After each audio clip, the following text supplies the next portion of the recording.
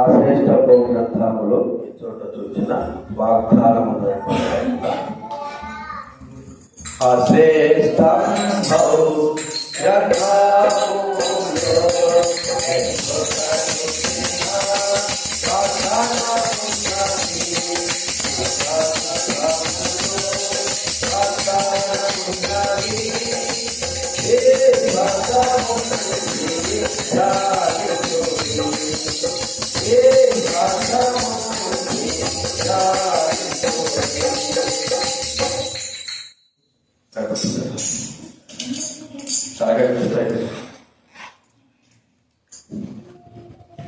ప్రార్థన చేసుకుందాం.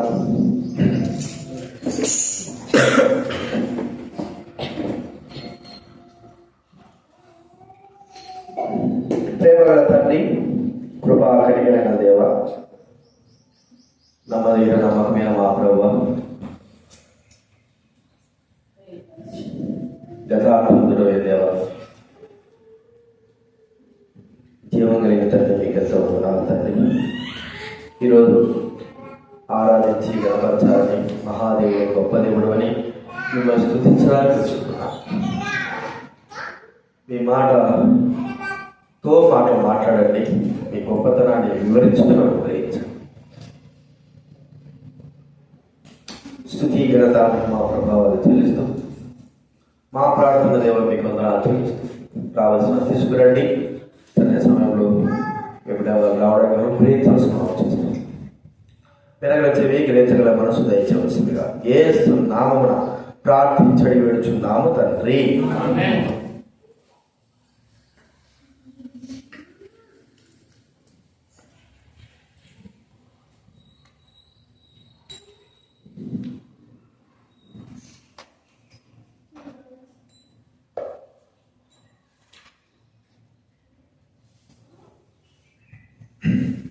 దేవుని వాక్యంలో నుంచి మత్తయి రాసిన సువార్త 2వ అధ్యాయం. మత్తయి రాసినటువంటి సువార్త 2వ అధ్యాయము 11వ వచనం మనం అందరం రకాల చదువుకుందా. మత్తయి రాసినటువంటి సువార్త 2వ అధ్యాయం 11వ వచనం మనం అందరం కలిసి చదువుకుందాం. 2:11 10-11 ఉన్నాయి. ఈ రెండు కూడా మనం చదువుకుందాం. వారు ఆ నక్షత్రము చూచి అత్యానంద భరితులై ఇంట్లోకి వచ్చి తల్లి అయిన మరియను ఆ శిశువును చూచి సాగిలపడి ఆయనను పూజించి తమ పెట్ట విప్పి బంగారమును, సాంబ్రాణి, బోలమును కానుకలుగా ఆయనకు సమర్పించి. అలాగే 4వ అధ్యాయం 9వ వచనం. మత్తయి రాసిన సువార్త 4వ అధ్యాయం 9వ వచనం అందరూ కూడా కలిసి చదువుకుంటాం. 4:9. నీవు సాగిలపడి నాకు నమస్కారం చేసినలా వీటన్నిటిని నీకు ఇచ్చదని ఆయనతో చెప్పగా. అలాగే లూకా రాసిన సువార్త 17వ అధ్యాయం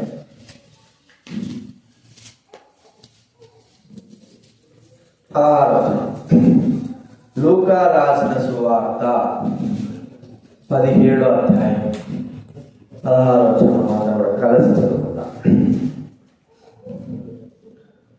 గొప్ప శబ్దంతో దేవుని మహిమపరచుతూ తిరిగి వచ్చి ఆయనకు కృతజ్ఞతాస్తుతులు చెల్లించి ఆయన పాదం మీద సాగిలపడిన వాడు సమరయుడు. 3 విషయాలు మనం చూస్తూ వచ్చారు.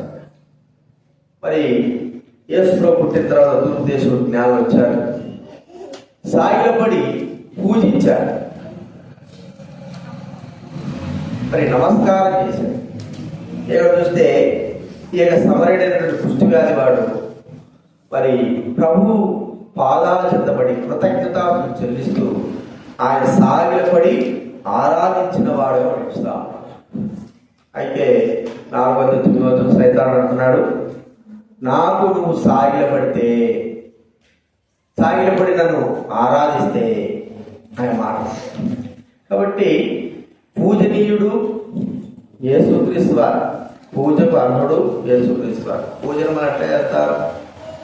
మనం రెండు చేతులతో నమస్కారం చేసి రెండు చేతులతో ఆయనను పూజిస్తాం, ఆరాధిస్తాం. ఈ చేతులు ఆయన పూజించడానికి, ఆరాధించడానికి, ఆయన మహిమపరచడానికి మన చేతులు మనము ఉపయోగిస్తాం. కాబట్టి ఒక చేయి కాదు, రెండు చేతులు నమస్కరించి ఆరాధించి పూజించే వారంగా ఉండాలని దేవుడి వాక్యం మనకి ఇక్కడ చెప్పబడతాం. మరి మన చేతులు ఆ యొక్క పూజించి ఆరాధించవలసిన వ్యక్తి ఎవరు? ఇక్కడైతే సాధారణంగా ఉంటాడు, నాకు పూజించు, నాకు నమస్కరించు అంటున్నాడు యేసు ప్రభువు. అయితే ప్రజలైన వారు ఎవరికి నమస్కరించాలి, ఎవరికి పూజించాలి, ఎవరికి ఆరాధించాలి? తమ చేతులు జోడించి ఎవరికి మొక్కాలి? ప్రభువైన యేసుక్రీస్తు వారికి తప్ప ఈ భూలోకంలో ఏ మానవుడికి కూడా అధికారం, మొక్కించుకునే అధికారం, పూజించే అధికారం, నమస్కారం చేసుకుని చూపించుకునే అధికారం ఎవరికి కూడా లేదు, కేవలం ప్రభువైన యేసుక్రీస్తు వారికి. కాబట్టి ఇక్కడ మొట్టమొదటిగా కొన్ని విషయాలు చూద్దాము. మన చేతులు ఎవరికి ఆరాధిస్తున్నాయి? సాధారణ అంటాడు, నన్ను ఆరాధించండి, నన్ను పూజించండి, నాకు నమస్కారం చేయండి. కాదు, మనం పూజించవలసిన వాడు, నమస్కారం చేయవలసిన వాడు, ఆరాధించవలసిన వాడు ప్రభువైన యేసుక్రీస్తు.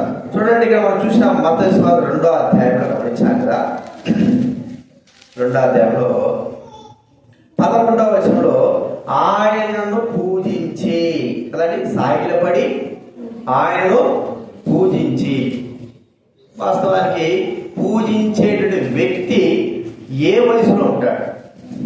ఏ వయసులో ఉంటాడు చెప్పండి? 20 సంవత్సరాలు, 20 సంవత్సరాల నుంచి వయసు. పుట్టినటువంటి 2 రోజులు 3 రోజులకి పుట్టిన వాడు పూజింపబడడానికి అర్హత ఏముంటుందా? ఏముండదు.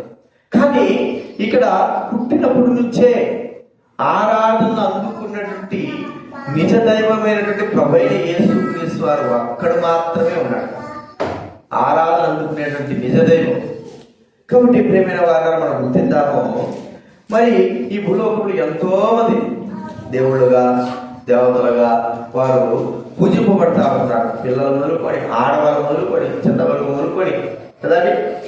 ఇంకోటి మరి నపుంసకులు మొదలుకొని కదా, కుంటలు మొదలుకొని, గుడ్డలు మొదలుకొని, ముసలు మొదలుకొని, కాల్చలు లేని మొదలుకొని అనేకమైన వారు దేవుళ్ళుగా, దేవతలుగా ఉండి వారు ఆరాధింపబడతా ఉంటున్నారు, పూజింపబడుతుంటున్నారు. అది ఏ వయసు? 20 సంవత్సరాలు లేదా 10 సంవత్సరాలు, ఇంకా ఎక్కువైతే 10 సంవత్సరాలు వచ్చింది. కానీ వారికి ఆ అర్హత, మానవుడిగా పుట్టినటువంటి వ్యక్తికి ఆ అర్హత లేదు. కేవలం మరి ఈయన మానవుడిగా పుట్టాడు కదా అంటే, ఈయన మానవుడిగా పుట్టినటువంటి సృష్టికర్త. ప్రియమైన వారులారా, యేసుక్రీస్తు వారిని ఒక్కడినే పుట్టినప్పటి నుంచి ఆరాధించినటువంటి వ్యక్తిగా చూస్తుంటున్నా. ఆయన ఒక్కడు మాత్రమే. పుట్టినప్పుడే మామూలు మనుషులు కాదు, ఎర్రోలు కాదు వచ్చింది కదండి. పడితే ఇప్పుడు ఈ దినాల్లో ఎంతో మంది బాబాలు కానీ, ఆడవాళ్ళు కానీ, మగవాళ్ళు కానీ ఆ యొక్క దేవత రూపాలు వేసుకుని ఎంతోమంది మోసపోయిన వారు కూడా ఉన్నారు. మోసపోయినప్పటికీ కూడా వారిని ఆరాధిస్తున్నటువంటి వ్యక్తులుగా మనం ఇక్కడ చూస్తా ఉంటున్నాం. మోసపోయి కూడా అంటే జ్ఞానం కలిగిన వారు, తెలివి కలిగిన వారు, వివేచన కలిగిన వారు, డబ్బు కలిగిన వారు ఎంతో మంది. మరి అంత మాత్రం కాదు, తెలివి లేని వారు కూడా మరి ఆరాధిస్తూ ఉంటున్నారు. కానీ నిజముగా తెలివి కలిగిన వారు, తూర్పు దేశం జ్ఞానం, వారి జ్ఞానము చాలా గొప్పది. మరి అంత తేలిగ్గా వారు వచ్చి ఒక పసిబిడ్డను ఆరాధించడం ఏమిటి? వారు గుర్తించారు, ఈ పసిబిడ్డ మామూలు వ్యక్తి కాదు. ఎవరో ఈ పసిబిడ్డ మామూలు వ్యక్తి కాదు, దైవం. ఈ పసిబిడ్డ దైవం. కాబట్టి దేవుడు వాడు గుర్తించి వచ్చి సాగిలపడి ఆరాధిస్తూ ఉంటున్నారు. ఇది మనం గుర్తిస్తుంటే మరి నిజంగా ఈయన ఆరాధించడానికి ఒక కారణం ఏమిటంటే ఈయన దైవము. ఈయన మరి మనుషుల ద్వారా జన్మించాడు కానీ, ఒక స్త్రీ ద్వారా జన్మించాడు కానీ, ఈయన ఈ ప్రభువైన యేసుక్రీస్తు వారి చేతుల పైన మనము ఆయన ఆరాధించి చేతులతో ఆరాధిస్తుంటున్నాం. అయితే ఎందుకు ఆరాధిస్తున్నాం అంటే ఆయన చేతులు మనం సృష్టించినాయి. బైబిల్ గ్రంథంలో ఉంది చూడండి, ఆదికాండం 2వ అధ్యాయంలో జరగబోతూ ఆయన మనుషుల్ని చేసినటువంటి విధానం మనకు అక్కడ కనబడతా. చూడండి, ఆది కాండము 2వ అధ్యాయం 7వ వచనం చదవండి ఎవరైనా. దేవుడైన యెహోవా నేల మట్టితో నరుడు నిర్మించి వారి నాసికారంధ్రములలో జీవవాయు ఊదగా నరుడు ఏమైపోయినాడండి? జీవాత్మ. నరుడు జీవాత్మ అయినాడు.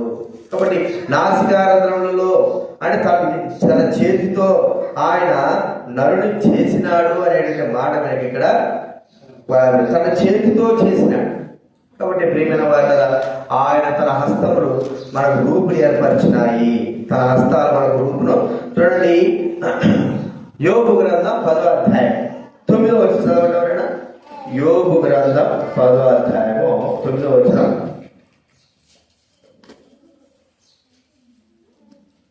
యోబు జిగడగా దానిపైన ఎందుకు వచ్చింది చూడండి.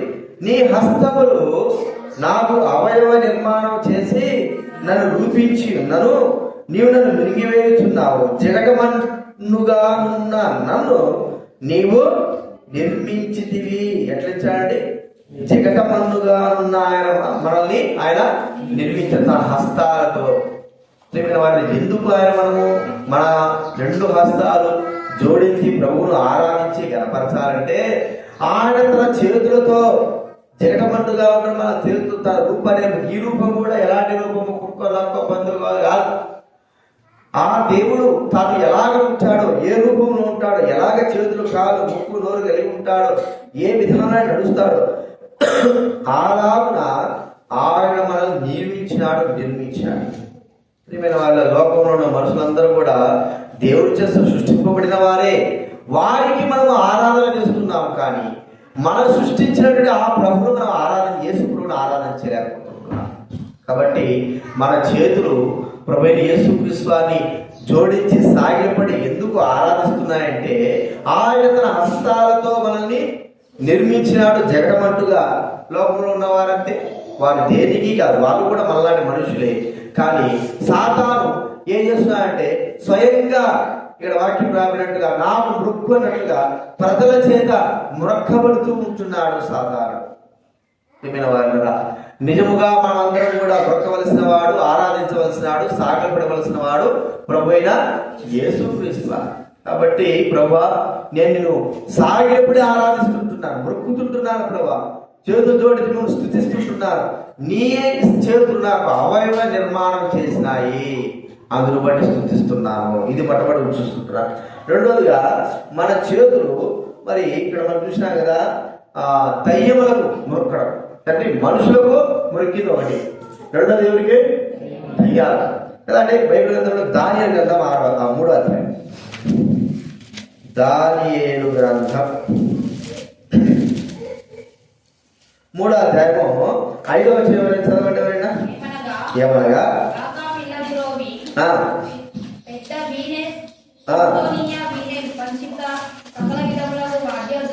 సకల విధములకు వాయిద ధ్వనులు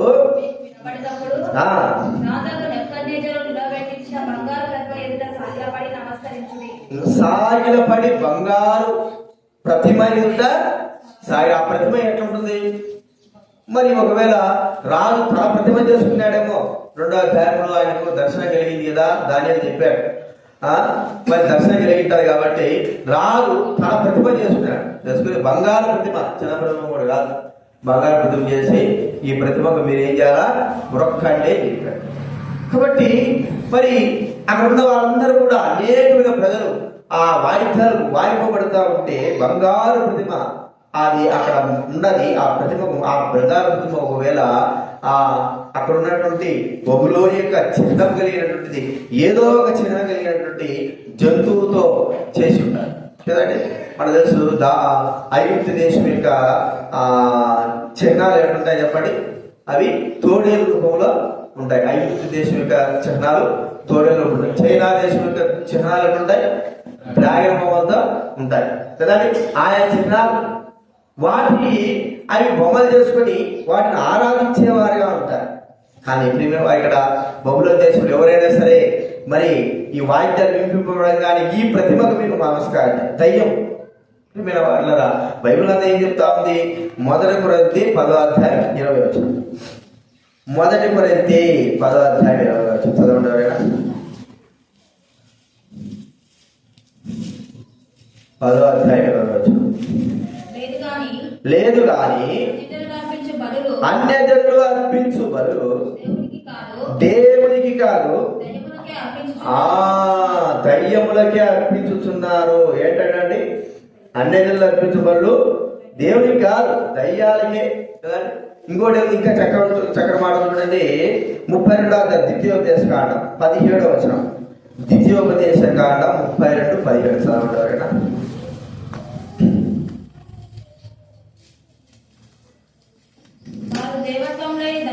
దేవత్వము లేని దయ్యములకు అర్థమండి. దేవత్వము లేని ఏమిటండి? దయ్యాలేవి సూచక్రియలు చేస్తాయి, మహత్కార్యాలు చేస్తాయి, అన్ని చేస్తాయి. కానీ ఏంటి? దేవత్వము దైవత్వము లేనటువంటి దయ్యాలు. వాటికి నమస్కారం చేసి పూజించి ఆరాధించి, అది కూడా సైతాన్ అదే కదా, వాడు దేవత్వం లేని దయ్యం. వాడు ఏం చేస్తున్నాడు? నాకు నమస్కరించాలంటున్నాడు. కానీ మనం నమస్కరించి ఆరాధించవలసిన వ్యక్తి ఎవడు? మరి ఎందుకు ఈ దయ్యాలకు మనం ఆరాధించకూడదని ప్రభు అంటున్నాడు అంటే, మరి విడిపింపలేని శక్తి లేని చూడండి. దయ్యాలు ఏం చేస్తాయి చెప్పండి? విడిపింపలేరు. ఒక వ్యక్తి కష్టం వచ్చింది, బాధ వచ్చింది, శ్రమలు ఉన్నాడు అనుకో, దయ్యాలు ఎంత మాత్రం దయ్యం పని ఏంటి? నాశనం చేయడమే కానీ అర్థమైందా? మనిషిని రక్షించడం అనేది ఆ దయ్యం యొక్క జాతకంలో ఉండదు. నాశనం చేయడమే దయ్యం పని. ఎప్పటికైనా నీళ్ళు దోయడాలు, లేదా అగ్నిళ్ళు దోయడాలు, లేదా ఏదో ఒక శ్రమ పెట్టడాలు, ఇలాంటి దయ్యం యొక్క పని. ఆ దయ్యము మరి ఆ దయ్యము ఎట్లా మనం ఆరాధిస్తాం? వాళ్ళ దైవత్వం లేని. ఎందుకంటే మనం ఎందుకు దైవత్వం లేని ఆ దయ్యాలను ఆరాధించకూడదు అంటే, అవి మనం ఎంత మాత్రం కూడా రక్షించలేవు, మనకి ఎంత మాత్రం కూడా సహాయం చేయలేవు. మనం చూస్తే 1 గ్రంథంలో మనం చూస్తామంటే అక్కడ ఏలియా ప్రార్థన చేస్తా ఏలియా ముందే ఆ యొక్క వాళ్ళు ప్రార్థన చేస్తా ఉన్నారు. ఏది? బైబిల్ ప్రవక్తలు బయలా మమ్మల్ని రక్షించు, బయలా ఏం రక్షించేది? దయ్యం. ఏం రక్షిస్తుంది? ఏం రక్షించదు, నాశనమే కానీ దయ్యం చేసేది ఎంత మాత్రం రక్షణ కలగనే కలగ. అయితే ప్రభువైన దేవుడు, మన ప్రభువైన యేసుక్రీస్తు వారు ఎవరు? ఎందుకు ఆయన ఆరాధిస్తున్నాం? మనమైన రక్షకుడు. ఎవరైనా దయ్యంలో దైవ స్వభావంతో దైవ రూపంలో వచ్చిన కాబట్టి కాదైనా మనిషి రూపంలో వచ్చాడు. దైవత్వం కలిగినటువంటి వ్యక్తి. ఎందుకు వచ్చాడు? ఆయన మనం రక్షించడానికి, మన పాపాల నుంచి విడిపించడానికి, మనం క్షమించడానికి, మన కొరకే తన ప్రాణం రప్పించడానికి వచ్చేటువంటి నిజ రక్షణ కలిగిన దైవత్వం కలిగిన దేవుడు, దేవుని ఆత్మ కలిగినటువంటి వ్యక్తి ప్రభువైన యేసుక్రీస్తు. కాబట్టి మరో మాట చెప్పుకోవాలంటే దేవుడే.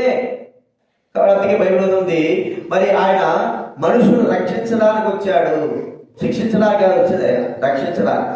మరి ఈ దైవత్వము లేనటువంటి దయ్యాలు ఏదైనా చేస్తున్నాయంటే నశింపజేసేవిగా ఉంటున్నాయి. అన్ని కూడా నశింపజేసేవి. కాబట్టి రెండోదిగా మన చేతులు ఎవరికి నమస్కరించి ఆరాధించి పూజించి సాగిపడుతున్నాయంటే, మనం రక్షించేటువంటి వ్యక్తి, మనం కాపాడేటువంటి వ్యక్తి, మనకు సహాయం చేసేటువంటి వ్యక్తి అయినటువంటి ప్రభువైన యేసుక్రీస్తు రక్షకుడికి మనం ఆరాధించి కనపరచాలి. అయితే మన ఆరాధన సాధారణ లోకంలో వారందరూ కూడా ఎవరికి ఆరాధిస్తున్నారంటే దయ్యములైన వారికి, అంటే దైవత్వము లేని వ్యక్తులకి, దైవత్వం లేనటువంటి ఆత్మకి. కాబట్టి గుర్తించుకుందాం, మన ఆరాధన దైవత్వం కలిగి దేవుని యొక్క గుణం కలిగి, దేవుని యొక్క స్వభావం కలిగి, దేవుని యొక్క ఆత్మ కలిగినటువంటి రక్షించేటువంటి వ్యక్తిని ప్రభువైన యేసుక్రీస్తు వారికి మనము ఆరాధిస్తున్నాం. కాబట్టి మన చేతులు, మన నమస్కారము, మన సాగిపడము అంతా కూడా ప్రభువైన యేసుక్రీస్తు వారికే. కారణం ఏంటంటే ఆయన మాత్రం మనల్ని రక్షించేటువంటి వ్యక్తి. ఇది రెండోది మనం చూస్తుంటున్నా. మూడోదిగా మనం చూస్తా అంటే మన చేతులు ధూపార్తులుగా, అంటే మన చేతిలో ధూపం వేయడం అంటే ఆరాధన చేయడం. ఎవరికి ఎందుకు ఆరాధన చేస్తాం? బైబిల్ మనం చూస్తా అంటే హెచ్కేల్ కింద 8వ అధ్యాయం, హెచ్కేల్ కింద ఈ చేతులతో ధూపార్తులు పెట్టుకొని ఆరాధించాలి. ప్రతి యాజకుడైన వాడు దేవుడి సన్నిధికి వెళ్ళి ధూపాలతో ఆరాధించే వ్యక్తిని చూస్తుంటున్నాం. 8వ అధ్యాయం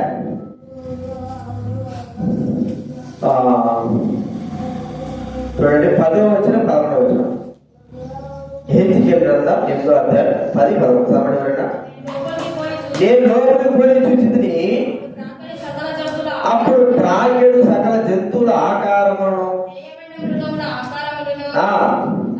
అనగా ఇశ్రాయేలు దేవత విగ్రహములని గోడ మీద చుట్టూను వ్రాలినట్టు కనబడెను. తన చేతిలో ధూపాతి పట్టుకొని 70 మంది యజన్యాయు ఎదురుగా నిలిచి ఉండగా చిక్కని మేఘమలే ధూపవాసన ఎప్పుడు చుండెను. వారి చేతులతో ఏమున్నాయి చెప్పండి? ధూపాతులు. దేవుని ఆరాధించేటువంటి, దేవునికి ఆరాధన కలిగేసేటువంటి, సువాసన కలిగినటువంటి ధూపార్తులు ఉన్నాయి. ఎవరికి వేస్తున్నారు ఆ ధూపార్తులు? ఎవరికి వేస్తున్నారు?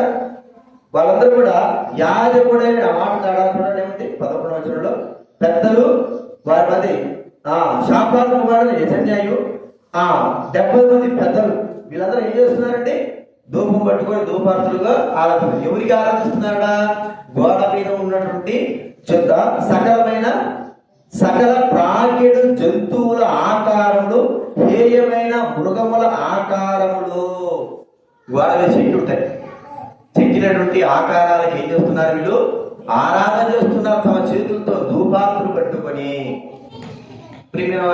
మనం చెప్పుకున్నాం ఏంటి? గోడకి మనం చెప్పుకున్నాం మన చేతులతో చెక్కితేనే ఆ బొమ్మ కానీ లేదా జంతు బొమ్మ కానీ ఏదైనా తయారయ్యేది. మనం చెక్కితేనే, మనము ఆ ఆకారం చెక్కితే మనకు దేవతను ఉంటే ఎలాగా? చెక్కబడినదే మనం ఆరాధించాలంటే ఎలాగా? మనల్ని చెక్కినవాడు, మనల్ని తయారు చేసిన వాడు, మనల్ని రూపకల్పన చేసిన వాడు వ్యక్తి ప్రపంచేస్తున్నారు. బైబిల్ గ్రంథంలో ఉంది, నా అరచేతులలో నిన్ను చెక్కి ఉన్నాను. చూడండి యెషయా గ్రంథం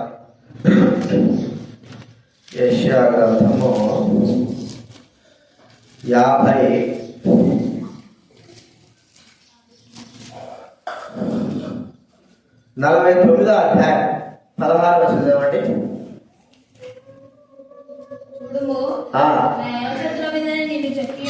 నా అరచేతుల మీదనే నిన్ను ఏం చేసినాడండి? చెక్కాడు. నా అరచేతుల పైన అంటే ఆయన శిల్పి.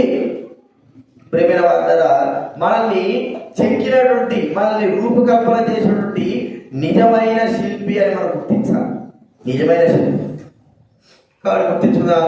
మనం చెక్కిన వాడు, మనం రూపించిన వాడు మనకు దేవుడు కావాలి.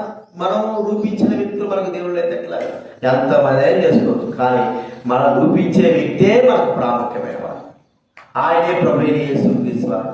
తన అరచేతులలో ఆయన తండ్రిని దేవుడు తన అరచేతులలో మన రూపాన్ని ఏర్పరిచి మనకు రూపును అనుగ్రహించిన వ్యక్తిగా మనం అక్కడ చూస్తా ఉంటున్నాం.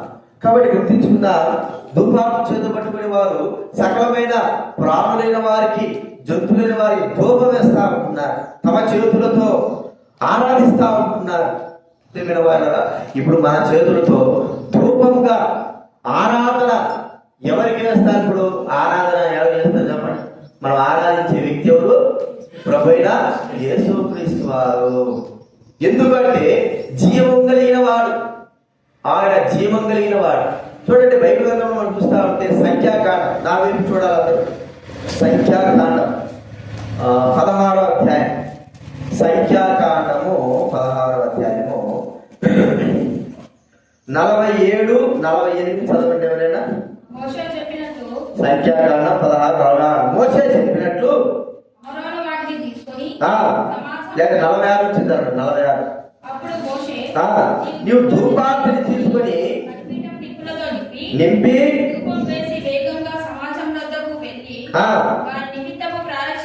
ప్రాయశ్చిత్తం చేయము. ఆ కోపము యెహోవా సన్నిధి నుండి బయలుదేరను అహరోను చెప్పగా తీసుకొని పరిగెత్తి పోయినప్పుడు తెగులు చెరువులలో మొదలు పెట్టి ఉంటాను. కాగా అతడు ధూపం వేసి చేసెను చచ్చిన వారికి బ్రతికి ఉన్న వారికి మధ్య నిలబడగా తెగులు ఆగెను. జీవం అందరు చచ్చిపోతున్నారు. పాములు వేసి అందరు చచ్చిపోతా ఉంటే మరి ఆ తెగులు వదిలే, ఇక్కడ తెగులు విషయం గుర్తిస్తున్నా, తెగులు వదిలేపోయింది. అందరూ వ్యాధులు, ఏ వ్యాధో అది మొత్తాన్ని మాత్రం క్షయ వ్యాధో లేకపోతే అప్పుడు ఆదినాటి మూల వ్యాధులో ఏదో అవి మరి అందరికీ ఒకరికి చచ్చిపోతా ఉన్నారు. చచ్చిపోతా ఉంటే వెంటనే మోసి చెప్పినట్టు వెళ్ళి ధూపార్తి నిప్పుల మీద, బలిపీఠ మీద నిప్పులు తీసుకుని వెళ్ళి ధూపం వేయాడు. తన చేతులతో తీసుకుని వెళ్ళాడు. మరి వెంటనే వెళ్ళి ఆ ధూపం వేస్తే చచ్చిన వారికి బతికిన వారికి మధ్య నిలబడ్డాడు. ప్రియమైన వారి ధూపం ఎప్పుడైతే వేశాడో అహరోను, చచ్చిపోయిన మరి చావబోయేవారు బ్రతికినారు. చచ్చిన వారికి మన సంబంధం లేదు, చచ్చిపోతే అయిపోయారు. ఈ మాట మనం చూస్తుంటే ధూపం ఎందుకు వేస్తుంటే జీవం కలిగిన వాడు ప్రభువైన దేవుడు, జీవం కదండి, జీవంతో ఉన్నాడు. ఎందుకంటే మనందరినీ కూడా జీవింపజేసిన వాడు, జీవములకు అర్హులుగా చేసిన వాడు, మన కాపాడేవాడు, మన ప్రాణాన్ని రక్షించిన వాడు. ప్రియమైన వాళ్ళ తెగుల చేత పాపం చేత చచ్చిపోతున్నటువంటి మనల్ని ప్రభువైన యేసుక్రీస్తు వారు సుహాసన వలె కదండి, ధూపము సుహాసన కదండి. బైబిల్ గ్రంథంలో ఉంది 5వ అధ్యాయం ఎఫెసీ పత్రిక 5వ అధ్యాయం మొదలు పడుతున్నామండి. ఎఫెసీ 5 మొదలు పడుతుందండి. కావున మీరు క్రీస్తు మిమ్మల్ని ప్రేమించి పరిమళ వాసనగా ఉండుటకు అర్పణగా బలిగా పరిమళ వాసనగా సువాసనగా వాళ్ళగా యేసుక్రీస్తు వారి యొక్క మరణము అది మరి సువాసనతో కూడుకున్నది, జీవముతో కూడుకున్నది. మరి మనం చూస్తే ధూపముతో కూడుకున్నది. ప్రియమైన వాళ్ళ గుర్తిద్దాం, ఆయన ధూపము, ఆయన సువాసన నశించిపోయేటువంటి మనకు జీవాన్ని అనుగ్రహించిందిగా మనం చూస్తా ఉన్నాం. కాబట్టి 2 చేతులతో ధూపాత్రులు పట్టుకొని లోకంలో ఉన్న వారు ఆరాధించే వ్యక్తులు, సకలమైన ప్రాణులు వాటి బొమ్మల పైన చెక్కబడిన బొమ్మలను ఆరాధిస్తుంది. ఏమి కూడా ప్రాణాలు లేవు, కానీ అవి ఎంత మాత్రం కూడా జీవం లేవు. అవే జీవం లేవు, ఇక ఇతరులను ఎలాగ జీవం కలిగించేవాళ్ళు ఉంటాయి. అయితే ప్రభువైన యేసుక్రీస్తు వారిని ఆరాధిస్తున్నట్టు మనము జీవం కలిగిన వాడు, అందరిని కూడా జీవింపజేసేవాడు. కాబట్టి ఈ దినాన్ని నీవు నేను జీవం కలిగి ఉన్నాము అంటే ఆయన ఆరాధించాలి. ప్రభా నదో నా చేతులతో నువ్వు మొక్కుతుంటున్నా, నా ఆరాధన అంటే నేను ధూపముతో మిమ్మల్ని స్తుతిస్తున్నాను, ఎందుకంటే నీవు జీవం కలిగిన వాడివి. ఈ దినాన్ని నేను మరి మరణోపవాసన కాకుండా జీవోపవాసనగా చేసి నాకు జీవనం గురించామని ప్రభువును మనము స్తుతించాలి. ఇది 3వ చూసుకుంటున్నాం. చివరిగా మనం చూస్తామంటే మన చేతులు, మన సాగిపడే విధానము, మన మొక్కుదల ఎవరికంటే లోకంలో ఉన్న మానవుడికి ఎంత మాత్రమో ఉండకూడదు. చూడండి ఎస్తేరు గ్రంథము 3వ అధ్యాయం 2-3 చదవండి, 2-4 చదవండి. ఎస్తేరు గ్రంథము 3వ అధ్యాయము 2వ వచనం 4వ వచనం చదవండి. కాబట్టి రాజు కుంభములను రాజసేవకులు అందరూ మోకాలుని నమస్కరించింది, వంగకయు చేయకయు నుండగా. ఆ తర్వాత 4వ వచనం ఏముంది, చివరిలో ఏదైనా అతడు నేను యూదుడను గనుక ఆ పని చేయ. ఆ దినాల్లో మరి మనకు తెలుసు ఎస్తేరు గ్రంథంలో హామాను దేవుడు అహష్వేరోషురాజు తన సంస్థానంలో కూడా అందరికంటే అత్యధికంగా తన యొక్క స్థానాన్ని హెచ్చించాడు. ఇప్పుడు తన స్థానం హెచ్చింపబడిన తర్వాత అందరూ కూడా రాజును గౌరవించినంతగా కాకపోయినా గౌరవించాలి, నమస్కారం చేయాలి. అంత గౌరవానికి పాత్రుడుగా రాజు చేశాడు. అయితే అక్కడ యూదుడైన వ్యక్తి మొదటగా ఉన్నాడు. ఏం చేస్తున్నాడు, ఎంత మాత్రం వంగడం లేదు, నమస్కారం చేయడం లేదు, సాగిపడడం లేదు. మిగతా వాళ్ళు పడుతున్నారు, కానీ తాను మాత్రం ఎంత మాత్రం నమస్కారం చేయడం లేదు. ఎందుకంటే నేను యూదుడు, నేను దేవుడిని తప్ప ఎవరిని ఆరాధించను. సైతాన్ అన్నాడు, నువ్వు నాకు ఒక్కసారి నమస్కారం చేయి, నేను ఏం చేస్తాను, హెచ్చిస్తాను. యేసుప్రభువు అన్నాడు. యేసుప్రభువు అన్నాడు, ఏమన్నాడు, నీ దేవునికి తప్ప ఇంకెవరు కూడా మొక్కడానికి వీల్లేదు. చూడండి, మనము దినాల్లో లోకంలో మన భారతదేశంలో ఒక సాంప్రదాయ పద్ధతి ఏమిటంటే తల్లిదండ్రులకి ఏం చేయాలి? పిల్లలు కాలు మొక్కాలి, తల్లికి తండ్రికి. ఇంకా ఎవరికి మొక్కాలి? పిల్లలు గురువులకు మొక్కాలి. ఇంకా ఎవరికి మొక్కాలా? పెద్దలైన వారికి మొక్కాలి. అర్థమైందా? పెద్దలైన వారికి, తల్లిదండ్రులు, గురువులకు మొక్కాలి.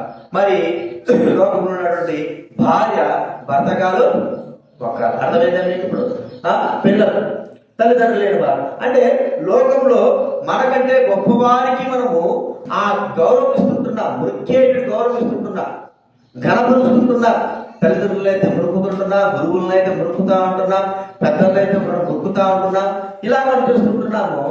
కాబట్టి భర్త అయితే భార్య భర్తకాలు మొక్కడము అంటే ఒక అధికారం, ఒక పెద్దవారిని చిన్నవారు మొక్కాలనేటువంటి ఒక నియమం, అది ఒక గౌరవం. కానీ మన గౌరవం ఏంటి? మన నియమం ఏమిటి?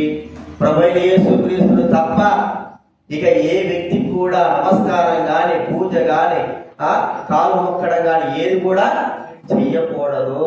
ఎందుకంటే ఆయన మాత్రమే పూజకు, నమస్కారానికి, సాగిపడడానికి సింగ్ గారి వాదనాలు ఆయన గొప్ప పరిచయం చేస్తా ఉంటే మొట్టమొదటి దినాలు ఆయన స్వస్థత వరకు ఆయన ప్రార్థన చేస్తే ఎంత దయంగా ఏదైనా సరే ఉండిదే. అసలు చరిత్రలోనే ఆ కుష్టి వ్యాధి పోయిందంట. మద్రాసు మొట్టమొదటి సేవ చేస్తాను. కుష్టి వ్యాధి ఇక మనవలు ఎక్కడో చెప్పండి, ఒక వ్యాధి పోతే వేల మంది వస్తారు. ఇక వ్యక్తే దేవుడిగా భావించి కాళ్ళ మీద పడి మొక్కుతా ఉంటారు. ఎందుకు? అవసరాలకే. నాకు స్వస్థపరచబడాలి అవసరాలకే, కానీ నిజంగా వారు మొక్కేది దేవుడిని కాదు. అర్థమైందా? కానీ అలాంటి యొక్క స్థితి తన వద్దు.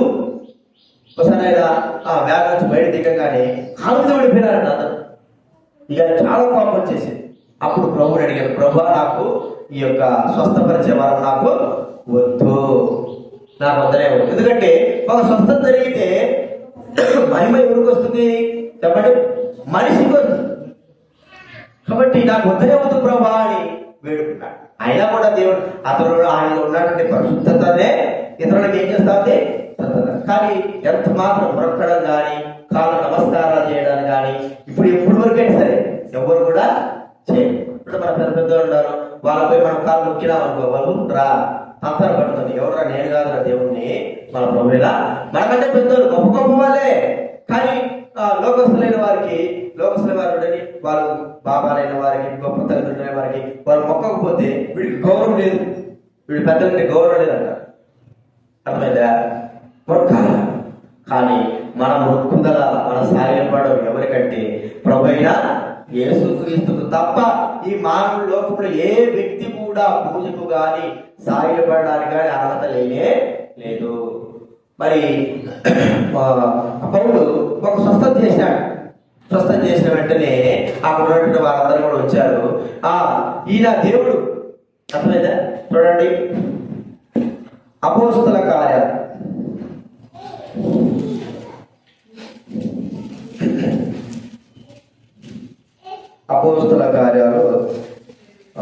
14వ అధ్యాయం 7వ వచనం.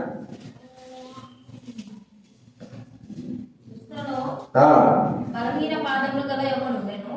అతడు పుట్టినది మొదలుకొని కుంటివాడై ఎన్నడూ నడవలేక కూర్చుని ఉన్నవాడు. అతడు పౌలు మాట్లాడుతా వినెను. పౌలు అతని వైపు తెరిచి వసట పదులకు అతనికి విశ్వాసం ఉండనని గ్రహించి ఈ పాదములు మోపి సరిగా నిలువమని బిగ్గరగా చెప్పినప్పుడు అతడు గంతులు వేసి పుట్టినములు లుస్త్రాలో బలహీన పాదము కలిగిన వాడు పుట్టినములు ఉన్నాడు. పౌలు చూశాడు, వీడి స్వస్థతో వాడికి విశ్వాసం ఉందని, నువ్వు లేచి నిలబడు గట్టిగా. వాళ్ళు లేచి నిలబడి నడుస్తున్నాడు. ప్రజలందరూ చూశారు. చూడగానే వీళ్ళు హృదయం కలిపింది. ఏమన్నారు వాళ్ళు? చూడండి, 12 జనసమూహములు పౌలు చేసిన దాన్ని చూసి లుకయోనియా భాషలో దేవతలు మనుష్య రూపము దాల్చి మన యొద్దకు దిగి వచ్చి ఉన్నారని కేకలు వేసి బర్నబాకు ద్విపది అనియు, పౌలు ముఖ్య ప్రసంగి అయినందున అతనికి హెర్మే అనియు పేరు పెట్టి ఆ పట్టణ ఎదురుగా ఉన్న ద్విపది యొక్క పూజారి ఎడ్లను, పూదాటలను ద్వారం యొద్దకు తీసుకుని వచ్చి సమూహముతో కలిసి బలి అర్పింపవలని నేను అపోస్తులైన బర్నబాయు పౌలును ఈ సంగతి విని తమ వస్త్రములు చింపుకొని సమూహంలో చొరబడి ఎలారా మీరు ఎందుకు ఇలా చేయించున్నారు? మేము కూడా మీ స్వభావముల నరులమే. అర్థమైందండి? మీ స్వభావం నరులమే. ఏదైనా ఒక కార్యం జరిగిందనుకో, ఇక అంటే పూజ చేస్తారంటే వదిలిపెట్టరు మన వాళ్ళు. ఇక్కడే కాకుండా వేరే రాష్ట్రాల్లో మనుషులు ఏదైనా చేశారనుకో పూజ చేస్తే వదిలిపెట్టరు. ఉన్నాడు పుట్టపతి సాయిబాబా, ఏది చెంపులో చేస్తాడు, ఏది తింటాడు. మా మొక్కు ఎవరైనా కాలు మొక్కుతాడే మొక్కుతాడే. ఇటీవల పుట్టినట్టు చాలా మంది ఒక పెద్ద ఉన్నది మా కమలం విమలమ్మ పెద్ద ఆవిడది, అయ్యా ఈ ఎక్కడి నుంచి వచ్చాడు, మేము పుట్టినప్పుడు కూడా లేడుతున్నాడు. ఎప్పుడో పుట్టాడు, ఎప్పుడో వచ్చాడు. ఇప్పుడు ఏం చేస్తున్నాడు? ప్రజల చేత మొక్కుబడు. ఎంతమంది మొక్కుతాడు అన్నాడు, ఇంతే మొక్కోటి ఇష్టం వచ్చి మొక్కు అంటాడు. వచ్చి కూర్చుంటారు, వాళ్ళు ఎంతమంది కాళ్ళ దగ్గరికి వచ్చి మొక్కుతున్నా కూడా దేవుని చేతులు మాత్రమే అంటారంటే. కానీ ఇక్కడ చూస్తే పౌలు శైలు ఎంత గొప్ప కార్యం చేశారు వాళ్ళు. అక్కడ పుట్టివారికి కార్యం చేసే లెక్కల ప్రజలందరూ ఏమంటారు, ఏదో లేదు ఈ దేవతలు చేశారు ఆయన ఇద్దరు దేవతలు తీసుకుపోయి పోతండలు వేసేసి బలి అర్పించాలి. దేవుడు కాబట్టి ఏం చేయాలి? ముందు బలి అర్పించాలి.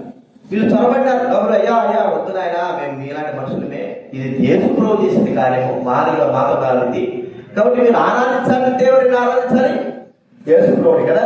మరి పేరు కూడా ఒకసారి వస్తాడు, కొన్నేళ్ళు 10వ అధ్యాయంలో పుస్తకాలు రాగానే ప్రభు దేవుడు చెప్తాడు, నువ్వు పేరు పిలిపించుకోండి. ఈయన ఎంత పెద్దడో, ఇది గొప్పడు కాబట్టి దేవుడు తన కనబడి ఈ పేరే చెప్పింది అనుకొని అతను రాగానే కాలం మీద పడిపోయాడు. పౌలు పేతురు అంటాడు, నేమంటే మీలాంటి మనుషులున్నారా? దేవదత్త చెప్పినంత మాత్రం నేను పెద్ద దేవుడు కాదు, కానీ లేని అవసరం లేదు. అంటే మనం ఆరాధించవలసిన వాడు, పూజించవలసిన వాడు, కాలు మొక్కవలసిన వాడు ఎవరు? యేసు ప్రభువే. దేవుడు అంటే మన వేరుకి వెళ్ళిపోతుంది. యేసు ప్రభువే చెప్పాలి. అది అర్థమైందా? యేసు ప్రభువే, ఇంకెవరు కూడా ఆరాధించడానికి ఆరాధనకు. ఈ 4 విషయాలు ఏ మనుషునికి, తల్లికి, తండ్రికి, భార్యకు, భర్తకి, మరి గురువుకు, ఇంకా వేరే వేరే వ్యక్తులకి, గొప్ప వారికి మన దండాలు నమస్కారం ముఖ్యం కాదు. మన ప్రభు యేసు క్రీస్తు వారికి మాత్రమే నమస్కారం చేయడం. అంతవరకే కాలు మొక్కి వాళ్ళ దీవెన తీసుకోవడం కాదు, నమస్కారం మాత్రమే చేయాలి. కాబట్టి కాలు మొక్కవలసిన వాడు, సాగిలపడవలసిన వాడు ఎవరండి?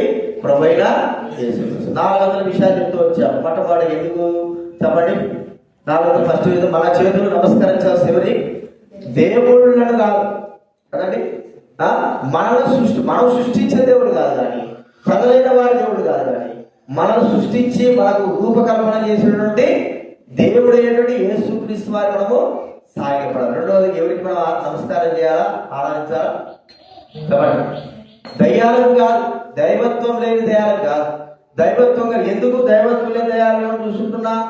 చెప్పండి. దైవత్వం లేని దయాలు మనల్ని కాపాడలేవు, కానీ దైవత్వం కలిగినటువంటి ఈ ప్రభు యేసుక్రీస్తు వారు మనల్ని కాపాడడానికి, రక్షించడానికి వచ్చుంటున్నాడు. మూడోది ఏం చూసి చెప్పండి. చేతులతో ధూపార్తలు వేస్తున్నారు గోడ మీద చెక్కబడినటువంటి బొమ్మలకన్నిటి. ఎందుకు? విగ్రహాలన్నిటికీ అవి జీవం లేవు. వారికి ధూపార్తలు ఎంత వేసినా కూడా, ధూపం ఎంత పోయినా కూడా అవి జీవం లేవి. కానీ మనం ధూపార్తి వేసేటువంటి, ఆరాధన ధూపం వేసేటువంటి వ్యక్తి ఎవరంటే ప్రభు యేసుక్రీస్తు వారు. ఈయనెవరు? జీవము గల వాడు, జీవం కలిగిన వాడు. చివరికి ఏం చూసొచ్చాం? మన ఆరాధన మనుషులకు కాదు, తల్లిదండ్రులకి, అన్నదమ్ములకి, లేకపోతే గురువులకి, భర్తకి, గొప్ప వారికి, రాజులకి, వీళ్ళగా మన ఆరాధన మనకి మొక్కడం, సాయపడడం. ఎవరికి మొక్కాలి? చెప్పండి. ప్రభు అయిన యేసుక్రీస్తుకు తప్ప ఏ మానవుడు కూడా మనము మొక్కి ఆరాధించడానికి వీలు లేదు. ఈ విషయాలు జ్ఞాపకం పెట్టుకుందాం. ప్రభులో మనం ఆరాధనలో ప్రవేశిస్తాం. లేచినప్పుడు మనం పాడబడుతున్నాం.